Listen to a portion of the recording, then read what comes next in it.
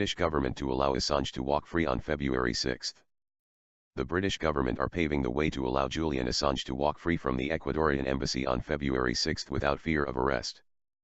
A British tribunal are set to rule on lifting the UK arrest warrant early next month following President Trump's meeting on Thursday with UK Prime Minister Theresa May.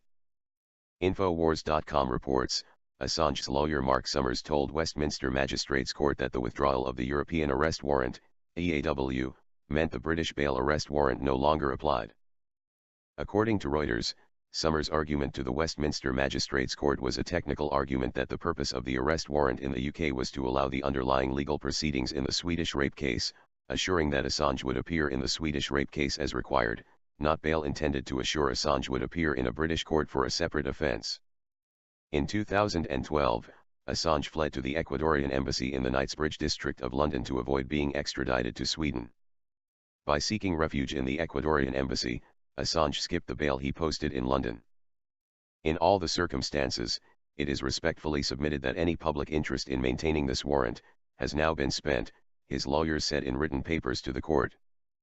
Reuters further reported that when asked if a successful ruling could enable Assange to walk free, a spokesman for the Crown Prosecution Service, CPS, said, "Hypothetically yes, that would be our interpretation."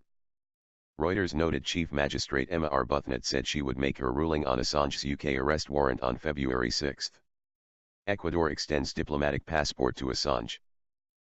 Infowars.com previously reported that at a press conference held Thursday, January 11, in Quito, Ecuador, the Ecuadorian Ministry of Foreign Affairs affirmed both that Ecuador naturalized Julian Assange in granting him citizenship, and that Ecuador had extended to Assange diplomatic status as well. With diplomatic status, Ecuador would be in a position to grant Assange an international passport that would give Assange the right to leave the United Kingdom with immunity. During the course of the press conference in Quito, the Ecuadorian Ministry of Foreign Affairs further revealed that Assange was naturalized an Ecuadorian citizen on December 12, 2017, some 1 month before the official announcement was made yesterday. In the course of a 20-minute press conference, Ecuador's Foreign Minister Maria Fernanda Espinosa made clear Ecuador has appealed to international authorities to intervene in finding a solution for Assange to leave the asylum he has sought by remaining inside the Ecuadorian embassy in London since 2012. Julian Assange was granted naturalization on December 12, 2017, Espinosa confirmed, adding that as a result of also extending diplomatic immunity status to Assange, Quito asked London to be recognized as an Ecuadorian diplomatic agent.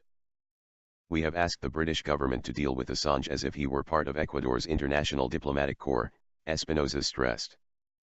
This revelation fueled speculation that Assange has already been extracted from London and transported to Switzerland under the protection of the United Nations and international law. Trump's attorneys argue Assange's First Amendment right to publish.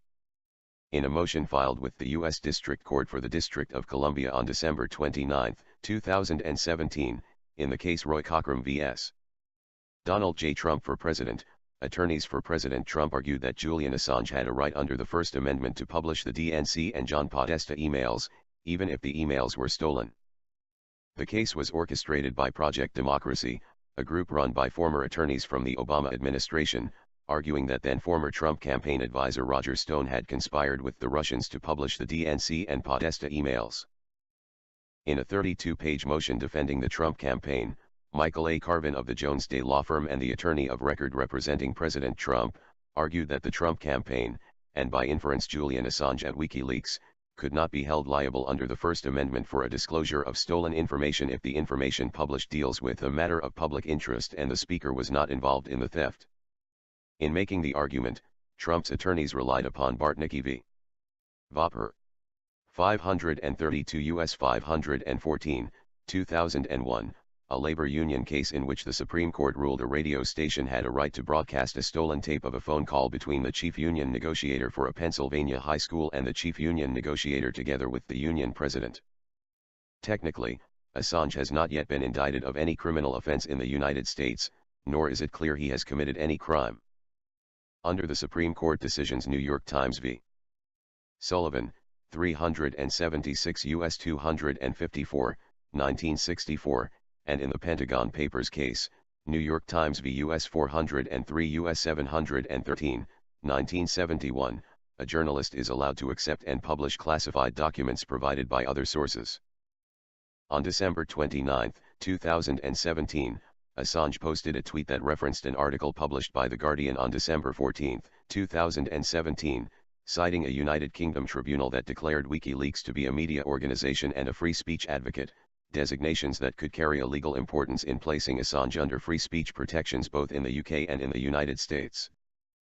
While Roger Stone's case is still pending in the District of Columbia District Court, the opinion submitted by President Trump's attorneys can be seen to have established the basis for pardoning Assange as a precondition of allowing Assange to leave the Ecuadorian embassy in London without concern U.S. federal authorities would seek to arrest him.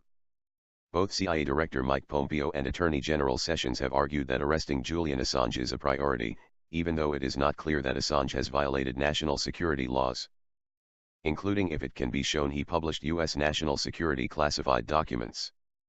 QAnon predicted on Christmas Day that Assange would soon be free.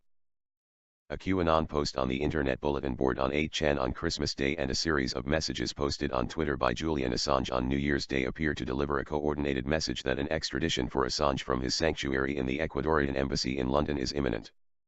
While interpreting posts intended to be cryptic is not a science, those following QAnon understand QAnon has forecast several important developments in code, in an effort to mobilize Internet-aware Trump loyalists. Ultimately, the question QAnon is raising is this: will President Trump pardon Julian Assange? On January 1, 2018, Infowars.com posted on scribd.com a decoding of this cryptic QAnon Christmas Day post. Using gematria, the numbers 10 to 9 are translated into the letters JA, the initials of Julian Assange, with J being the 10th letter of the alphabet and A being the first. The operational window for Assange's extraction from the Ecuadorian embassy in London is signaled to be later this week, January 5 to 6, 2018. That Assange will be extracted with the blessings of the Trump administration is suggested by the designation FDEL-TAC, referencing a federal detention center of undetermined location. That the location is outside the United States is suggested by the Delta designation. December 25 to 26 references Emanuel Lutz's famous painting depicting George Washington's historic crossing of the Delaware on Christmas night in 1776. With painting posted in sync on the Internet Bulletin Board on 8chan by both QAnon and by the U.S. Department of Defense on December 25, 2017. With the possibility Assange might return to the United States, the storm QAnon has been predicting appears ready to begin.